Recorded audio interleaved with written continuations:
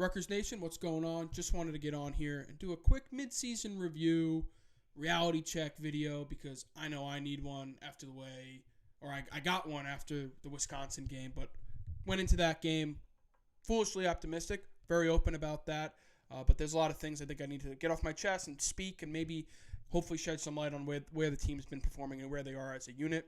But before we do that, let's actually talk Wisconsin. I think that this was a game Rutgers could have won if it wasn't for a pretty bad play at the end of the first half. But let's get into the good, the bad, and the ugly. And obviously we're going to start with the ugly, which should come with no surprise. The Gavin Wimsatt pick six that went 95 yards, however long it was, that put Wisconsin up 17-0 to end the first half. You know, that's a 10-point swing, I think, is the correct way of looking at it, because I think worst-case scenario, Rutgers comes out of that with 3 points, which would have put us at 10-3, one-score game going into halftime. But that didn't happen, and I think there was a multitude of reasons for that. Obviously, we'll start with Gavin Wimsatt because he's the leader of this team. He needs to take accountability when he does something wrong, and that was just a bad throw for a number of reasons. Stared down his wide receiver, took a 3-step drop, or maybe just pointed. I don't think it was a 3-step drop because he was in the gun, but he took his step, pivoted to him, stared him down. Anybody knew that that's where the ball was going. It was never going anywhere else. Unacceptable. But moreover, this was just improperly handled by the coaching staff. We go into halftime with all 3 timeouts in a first half where the defense is on the field the entire time. If you don't want to use a timeout when you're running down the clock at the end of halftime or at the end of the half, that's fine. But the defense was on the field the entire first half, clearly tired, and that's what allowed Braylon Allen to run for that 10 or 12-yard touchdown that put them up 10-0, I believe, in the second quarter. That was going to happen eventually. That's the type of team Wisconsin is, and running back Braylon Allen is. They're big up front. They have a powerful running back. Your defense is only going to be able to contain it for so long, especially when the field shrinks towards the red zone and when they're trying to score. So I know that a lot of people have always said that one of the cons of Greg Schiano is time management, and this was a perfect example of that. I understand you want to run down the clock to not allow Wisconsin to score, but it wasn't like they were having many explosive plays. If they do get the ball back with 30 or 40 seconds, that maybe gives them 3 points, especially the way the defense is performing. But maybe we call a timeout with 20 seconds left or 10 seconds left. Get the right play call in. Give your guys a chance to get a breather and make the right call, because clearly the call that was made was not right. And that's just we're living and dying with Kirk Sriracha's play calling. I think a lot of people weren't complaining through the first 3 games. There was a bad call against Michigan. He did fine against Wagner, which we really don't need to talk about. But this was just there were some really questionable play calls, and just the way the offense was flowing was bad. But that's what we get with Kirk Sriracha. There's a specific formula that Rutgers needs to follow to win games. And this game, the script was flipped completely upside down. And let's get into that by talking about the bad, which was the rushing offense. Rutgers isn't going to win games when they're running the ball 22 times for 64 yards. Gavin Wimsatt, again, leading rusher, 9 attempts, 43 yards. Kyle Monungai and Jason Benjamin combined for 12 carries for 29 yards. That's just not going to win football games. I'm not entirely sure why Aaron Young and Sam Brown aren't touching the ball. I think that Jason Benjamin and Kyle Monungai aren't necessarily complementary backs. I think the other 2 guys give you a change of pace. And I really think Aaron Young, the most experienced, the most veteran running back on this team, needs to see the ball more. He needs to be on the field more. He does well. He, I believe, caught a pass in this game, or 2 catches, 14 yards, and had the touchdown. He needs to get the ball more. He's a good player. I love Kyle Monungai, Jason Benjamin. They were the reason we went 3-0 to start the season. But now we're in the heart of Big Ten play. We're playing against better competition. Aaron Young needs to see the ball more, period. I love what Kyle Monungai's done, but we need to start doing more with our running backs. They're our most talented, our most skilled, our most experienced unit on offense, and we're not using it. We're sticking to we're doing the same thing. Gavin Wimsatt probably shouldn't be our leading rusher. I think this was the 2nd game, maybe the 3rd game in a row. Just not winning football. That's not the recipe. Rutgers is going to need to find ways to control the clock, sustain drives. We don't do that, we're not going to be winning games. Now, luckily, we're going to talk about the schedule ahead. We might have a little bit more room to work with the teams that we're playing, the next 2 teams, but against teams like Wisconsin, Iowa, Maryland even, we need to follow the recipe, and this game was not that. But let's talk the good. I think you would be wrong to say that the Rutgers defense is not a top-tiered unit in the Big Ten. Obviously, they're a function of the offense. The offense needs to sustain drives for the defense to play better, because The best defense is an offense that controls the ball, and we didn't do that this game. However, forcing 2 turnovers. I think they even had a 4th down stop. And this is a team with Braylon Allen. He could fall forward and get 3 yards. Rutgers defense did a good job keeping him in check for most of the game. He obviously, let's recap his numbers. Okay, 21 attempts for 101 yards. Not great. But one thing the defense does need to improve on is finding ways to contain mobile quarterbacks. Chandler Mordecai did go for 11 attempts for 50 yards. Not great. But again, when the defense is on the field for the entire game, they're gonna let up big plays here and there. They haven't done it through the air, which is great. But this team just proved that they don't have that quit or that when they face adversity. And this was the game, in my opinion, where Rutgers first faced adversity, where they were really down, could have given up with that pick 6 to end the half. And they truly didn't. They kept fighting. They kept chopping, as Greg Schiano would say, as Rutgers Nation would say. But what was going to happen when Rutgers finally gets punched in the face and ends up on the ground? We found out this game. They're not going to give up. They're going to fight for the 60 minutes. And I think that's a good improvement from years past, because this was a game. Wisconsin is a team that Rutgers has struggled just as worse against as Penn State, Michigan, Ohio State in previous years. This easily, 2 years ago, could have been a game that's, 45-3, 45-6. It wasn't. That's a positive for me. But what did we learn from this team is maybe one thing we didn't learn is we don't really know what this offense is. We know what they need to do, but what can they be? What can they do? And I think that kind of gets us into maybe this midseason review is the season is still so far ahead of us. We have the 2 most winnable games left on the schedule back to back. Homecoming, noon game against Michigan State, and then on the road the following week in Indiana, who's arguably the worst team in the Big Ten. Both of these teams, 2 bottom 4 teams in the Big Ten. Obviously, Michigan State's dealing with a bunch of adversity, and their head coach is no longer with them. I don't know if players have transferred yet, but this is a game Rutgers is favored by. I think they're favored by 4. Maybe it went down to 3.5. I think they should be favored.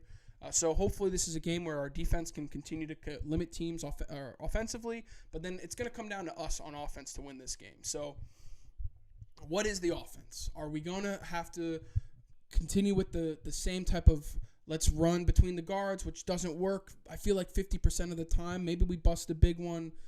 Will Gavin improve as a passer? I think he is absolutely much more improved as a passer, but faced adversity, can you respond from that? I think the whole team faced that adversity and did respond, but we need to still win games. And we need to win these 2 games because phase 1, start the year 3-0.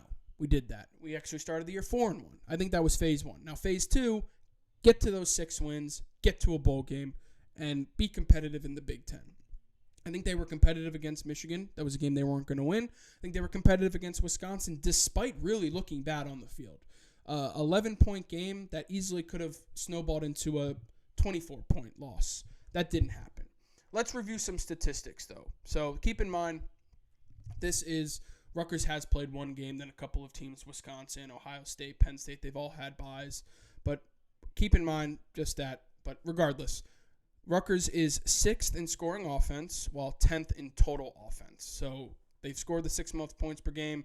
They have the 10th total yards per game in offense. So not great, but also expected. I don't think this is a team that's going to go out there and rush for or throw for 300 yards, run for 200. It's most likely going to be run for 200, pass for 150, probably on average. Defensively, though, got to be happy about it. 4th in total scoring defense and total defense. So that's great. I mean, the guys that are ahead of us, you should expect. But I think that the defense is truly playing at an elite level. Mohamed Touré is a force. Would love to see him a lot less in pass defense or pass coverage, but he's a force. The defensive line's a force. Tyreen Powell's playing great. I think the safeties have stepped up in replacing 2 veteran guys in Avery Young and Christian Isian. The defense is great. And for a while, my most important thing that this team had that I was very excited about was coaching. I still think defensively, Joe Harris-Simiak is at the top of the list in the Big Ten. I've trusted Greg Schiano to keep these guys motivated, to get the recruits in, to do what he needs to do. And then, of course, Kirk Sriracha. Also, before we get to Kirk, Pat Flaherty. Let's talk about the offensive line. If we're talking about Pat Flaherty, is in pass protection, I think this unit is playing very, very well. Colin Pierce is doing a very good job.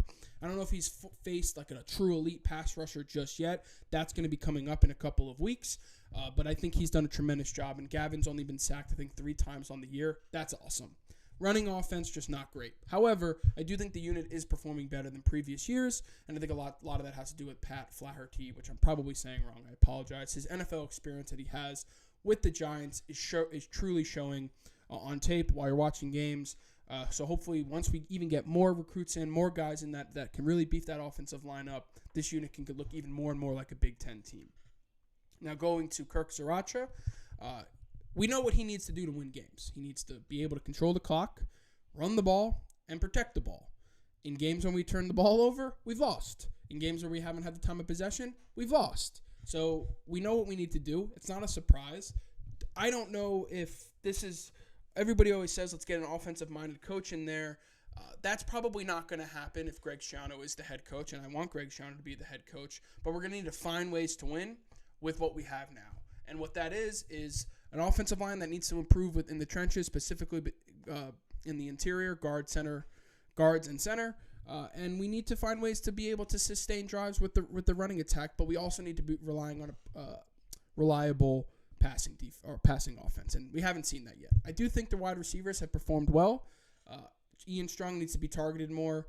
Jaquay Jackson needs to be targeted more. I think Isaiah Washington's done great. I think Christian Dremel's done great. A lot of the guys have stepped up, but we need to see Ian Strong on the field more, involved in the passing game, and Jaquay Jackson find ways to get him the ball in space. And I'm not sure why we haven't seen a lot of short passes, screen passes. I think that might be a function of the offensive line not being able to get out there in space and be those lead blockers. That might be it. Regardless, reality check time, midseason review time. This is a team that Greg Schiano says is not there yet. They're not there yet. It's just a fact. I think they'll get there. I think they can get there, but they're not there yet. And we need to trust them. Hopefully they can perform well at homecoming. There's going to be a lot of basketball recruits there. I'm sure there's going to be a lot of football recruits there. And hopefully the fans show out, because this is an extremely, extremely important game. You beat Michigan State at home, and that Indiana game, that sixth win is there on a silver platter for you. After that, Ohio State, Iowa, Penn State, Maryland, probably our 4 toughest games in the Big Ten to end the year. Not sure how that's going to go, but the team needs to continue to improve. I went into this game very optimistic, and I got slapped in the face for it. Now, I do want to be, and this is me speaking to myself as well. I'm talking to you, watching this video in this camera, but it's also me. I have to be talking to myself here. We're so easy to question everything that the coaching staff does, the way the players perform. We need to trust these guys. We don't know more than the coaching staff. You sitting at home on your chair, typing away in Twitter, you don't know more than the coaching staff. I don't know more than the coaching staff. It's easy to make when we're watching it on TV to know this was the wrong decision, this was the bad throw, this was the wrong read on defense. It's easy to do that. But the team is improved. The team is improving. When you look about where we were last year, we had 4 wins the entire year, and at one point we were down, I think, 14-0 to Indiana. This team is showing that they are capable of winning games. They can win games, and I think they will win games. I think these next 2 games, they will win, and that's a function of the coaching staff doing what they need to do and the players buying in and improving. So let's try to relax. Let's try to take it easy. This was the first game where Rutgers truly faced adversity, where they had an uphill battle for an entire half. Against Michigan, it happened in the second half against a truly elite team that I believe is the number 1 team in the country. So we faced adversity. They fought back. It was an uphill battle the entire second half. There was a lot of things that went wrong, but they kept fighting. And we need to continue to fight as fans and show our support. So let's continue to be optimistic. Let's continue to show out to games, show our support online, show our support in the stands, and let's get to these 6 wins. Rutgers gets to a bowl game, who knows what can happen for this team? Because next season, if you looked at the schedule, it's totally different. It's totally different. We're not playing some of the elite dogs.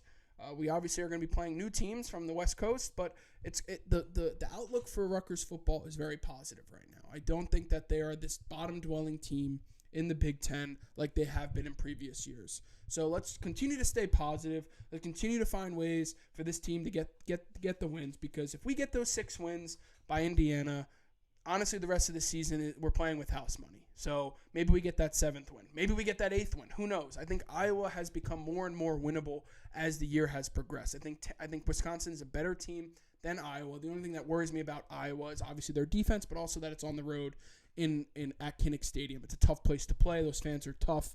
But either way, this is a team where I think 6 wins is right there on the table, and let's get there.